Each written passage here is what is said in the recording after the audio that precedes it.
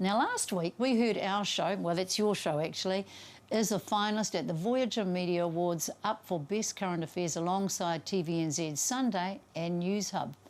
Now, one of the stories that formed part of our entry was by our producer, Kia ora Hikurangi Jackson, who was a finalist in last year's New Zealand TV Awards for Best Reporter. We're pretty proud of him. During Once We're Gangsters, he started a conversation between a son and father. We want to share this moving piece with you once again.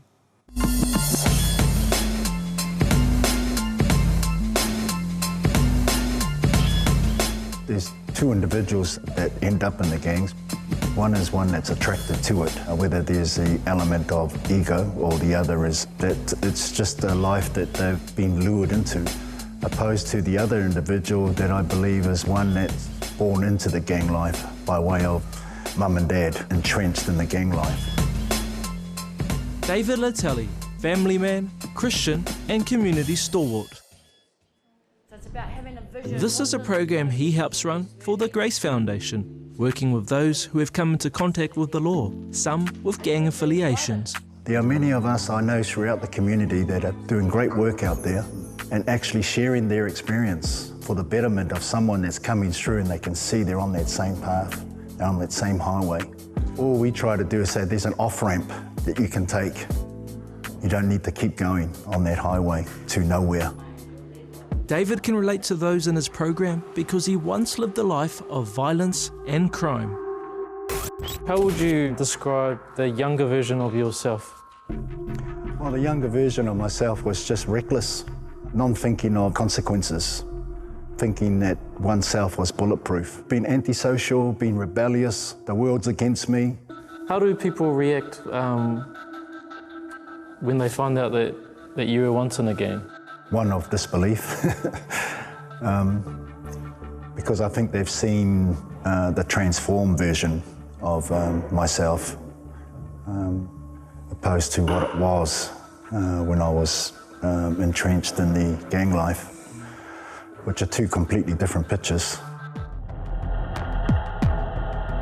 David was a feared young mob leader in Auckland. He says that despite having good parents, he ended up a ward of the state, and that led him into a new lifestyle that became dangerously attractive. I was so attracted to that. For some reason, I just was lured into that life. And at the age of 15, 16, I became a patch member for the mob in Mangere, well, in Auckland. By the age of 17, I was the Sergeant of Arms, and then by 19, I was the Auckland President.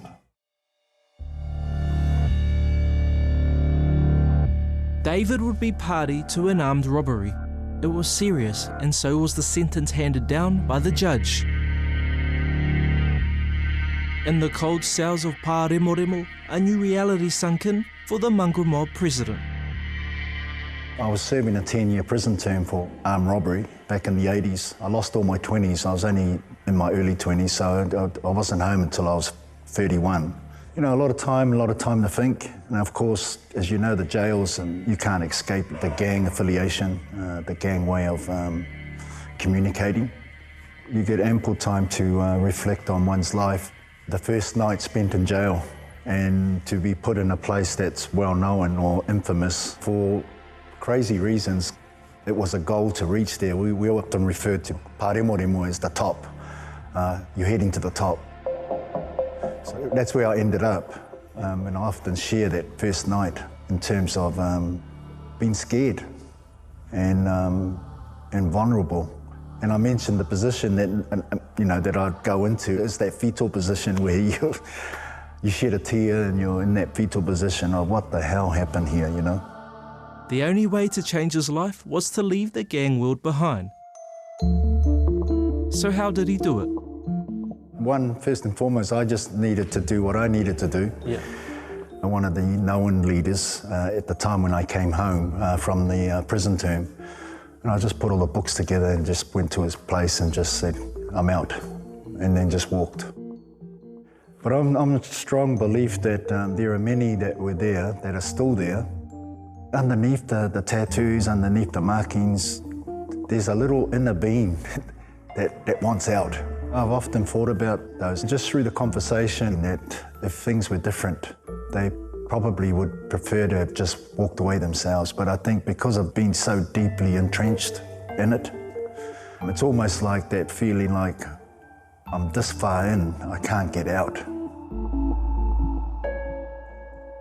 After one more stint in jail, David eventually went straight and now offers his time and experience to helping others. 3, 2, 1,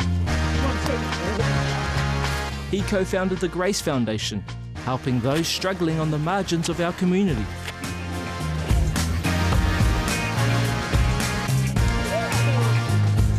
And it's something his son, Dave Letele, also known as Brown Butterbean, does through the Brown Butterbean motivation.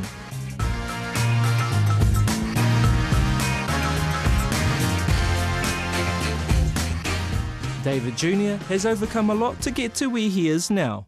Mr. Letele, were you ever nervous that your son might head down the path that you once did? I think that's the fear of many dads that are involved in gangs. I mean, they always say, you often hear it, where they don't want their kids to follow in their footsteps, you know. But there's an answer, you know, well then walk away from it. I think in terms of the kids, a lot of the times this gang life's glamorized, because it was, man, you know, as a youngster, I'd see the cars that we had, that my dad and uncle would have, and I see all the cash, and I wanted it, you know. When times got, I used it to motivate me to do things right, get it the right way. But when things fell over, I still wanted it, and I did it the wrong way, just like what I saw. So our kids do what they see, you know. So it's definitely not glamorous. This is in fact the first time the father and son have discussed in depth David Sr.'s gang past. You two haven't really talked about a lot of the things that have happened early in your life. Why is that?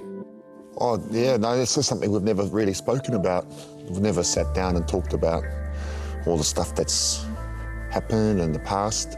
I'd often ask Dad's old friends that we'd know. You know, I'd often ask them, oh man, what was he like back then? What was it like? What the stuff that you get up to, you know? Just to kind of get an insight into what it was like. But it's nothing that we've ever talked about, eh? I don't know why. Touchy, what do you think, Dad? Yeah, for me, there's always been that guilt in terms of the way, especially Dave and the sister Vicky were raised. Sometimes I feel like I'm walking on eggshells when I'm around Dave. You know, it's not really a relationship that should be like father and son.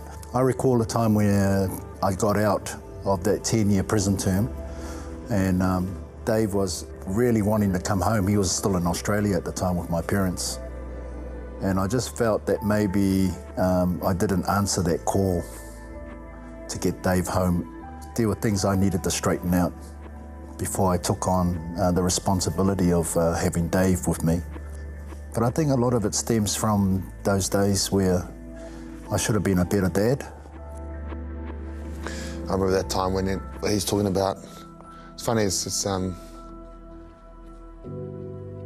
I wasn't looking forward to actually doing this, you know. I was saying, yeah, we'll do it. And then when today came, I was like, oh man, I don't really want to talk about it, to be honest. I guess it's just the way, maybe that's why we've never talked about it. But I remember just him saying that, I remember that time, because a lot of the stuff I've blocked out, and I just, you know, you just block it out and don't think about it. But I remember that time where I was at,